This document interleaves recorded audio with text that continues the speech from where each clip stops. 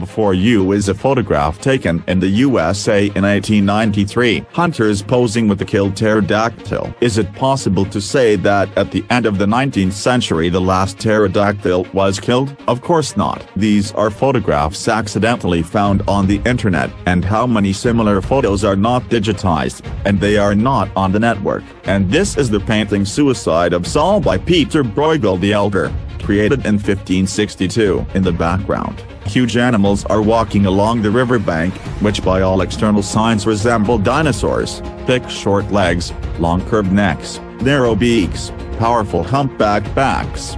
Evolutionists now have to solve a daunting problem to explain the supposedly 65 millionth age of these bones. As drive, Mary Schweitzer, who was involved in the discovery of blood cells, said, "If a blood sample changes beyond recognition within a week, then how do these cells survive in the organism, which died millions of years ago?" They, of course, could not survive. They could be preserved only in the remains that were quickly buried under catastrophic conditions and were under a layer of sedimentary rocks, which is perfectly explained by the global flood.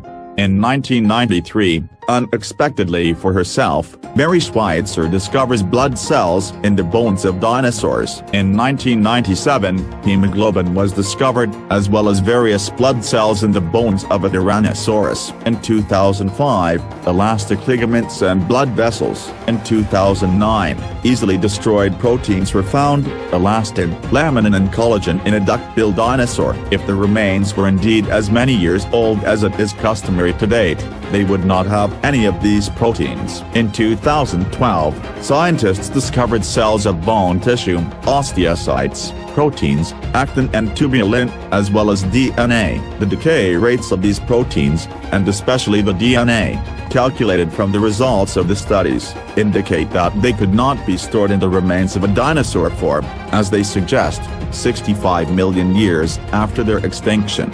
In 2012, scientists report the discovery of radioactive carbon. Given how quickly carbon-14 decays, even if the remains were 100,000 years old, we must admit that then there should not have been a trace of his presence in them.